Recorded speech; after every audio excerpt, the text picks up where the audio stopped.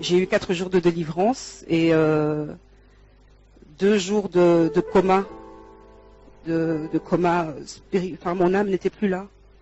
Je respirais, j'étais là, à côté de mes proches, mais moi j'étais partie. Ce que Dieu, en tout cas, m'a fait grâce de voir, c'est que j'étais dans mon cercueil. J'ai vu ma tombe, j'ai vu que j'étais dans le cercueil, et à un moment donné, j'étais propulsée dans la galaxie, l'espace. J'ai vu quelques étoiles, et je suis restée, j'ai l'impression que je suis restée vraiment dans cette galaxie pendant une éternité. Ça a duré, et j'errais, mon âme errait, j'errais, je me demandais, mais qu'est-ce que je fais là? Qu'est-ce qui se passe? Et il faisait noir. Il faisait noir. Et après ce que j'ai vu les ténèbres, donc une nuée très sombre, et une nuée et la lumière en fait. Donc j'ai compris par la suite, parce que j'entendais des voix, c'était vraiment les anges de Dieu et les suppôts de Satan qui pas négocier, parce qu'on ne négocie pas avec Dieu, mais le diable qui réclamait mon âme en fait, et ma vie. Et il disait, mais enfin, Seigneur, il y a un pacte qui a été fait, elle n'a pas suivi tes voies, elle n'est plus digne d'être appelée enfant de Dieu. Donc elle est devenue mon enfant, donc voilà, il faut nous la laisser. Donc c'était vraiment comme s'il y avait un combat spirituel entre les ténèbres et la lumière.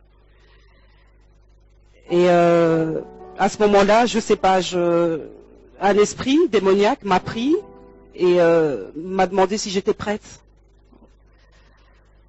Et il m'a dit, regarde en bas, là-bas, le trou noir que tu vois, on va y descendre.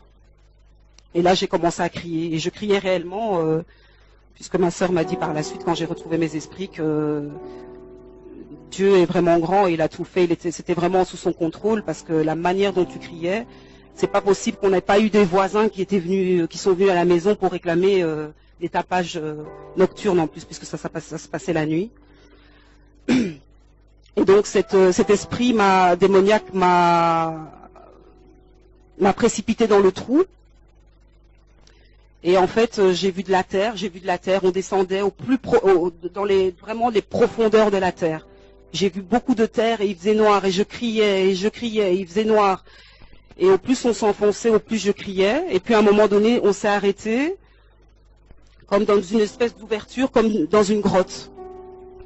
Et là, l'esprit m'a dit, est-ce que tu es prête? Parce que ici, c'est l'enfer.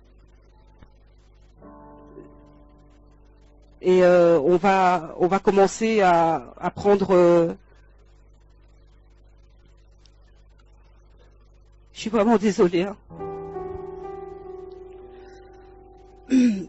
Et il m'a expliqué qu'il y avait 7 niveaux en enfer. Et que là, on allait commencer au premier niveau. Donc il m'a amené au premier niveau. Moi, je fermais les yeux et je disais non, non. Et je criais au Seigneur. Je disais, Seigneur, Seigneur, non, pardon pour ce que j'ai fait. Je me repentais. Et l'esprit démoniaque me disait, c'est trop tard, c'est trop tard. Voilà, ça c'est le premier niveau. Et là, j'ai vu des bêtes horribles comme des serpents, des scorpions, enfin des bêtes qui sont même pas, qui n'existent pas sur cette terre. On est descendu au deuxième niveau. Il m'a dit, voilà, ça c'est le deuxième niveau. Moi, toujours en train de crier, non, je veux pas, Seigneur, Seigneur, libère-moi. On est descendu au troisième niveau. Et au troisième niveau, il m'a montré une personne qu'on châtiait, en fait. Donc, cette personne était un homme. Et cet homme recevait des coups de couteau. Et à chaque coup de couteau, qui transperçait son cœur, il ne mourait pas. Il ne mourait pas, le sang giclait, cet homme pleurait, criait, et la plaie se refermait. Et puis il recevait des coups de couteau toujours au même endroit, et le même processus se répétait et se répétait. Et cet esprit démoniaque me disait, tu vois le châtiment, ça c'est éternellement que cette personne-là va être comme ça, en tout cas trucidée par ce 4e niveau. Et cet esprit m'a expliqué que le 4e niveau était le niveau de mon châtiment à moi par rapport au péché dans lequel j'étais. Donc péché sexuel, hein, puisque j'ai été condamnée par rapport à ça.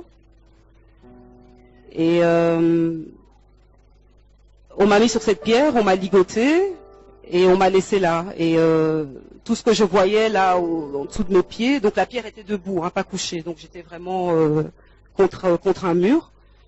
L'enfer ressemble à une grotte, en tout cas là où j'étais, au niveau, c'est une grotte en fait. C'est une grotte où il fait sombre, où il y a du feu à gauche et à droite. C'est un endroit très lugubre où on n'entend que des cris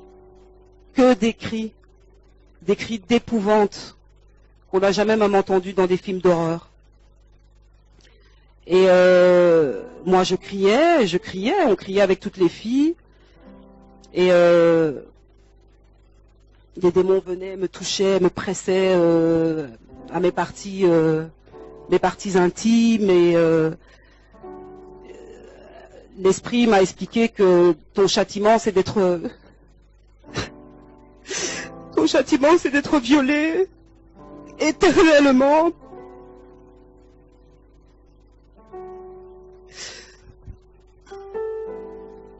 Et naissaient des enfants de ces relations en fait. Tu n'as pas le temps de dormir en enfer. Tu ne dors pas. J'ai cru que j'y étais depuis des siècles. Et c'est sans arrêt. On ne ferme pas les yeux en enfer. On n'a pas un temps. Il y a des niveaux. Il y en a 7. Et vous vous rendez compte le niveau où moi j'étais, plus que la moitié, quoi. Enfin, j'étais presque au niveau du 7e pour moi. Donc le péché de l'immoralité sexuelle est un péché sévèrement puni. Je priais quand j'étais en enfer, j'ai pas cessé de prier mon Dieu, j'ai pas cessé de demander pardon. J'ai déposé le pardon aussi auprès de la femme de cet homme.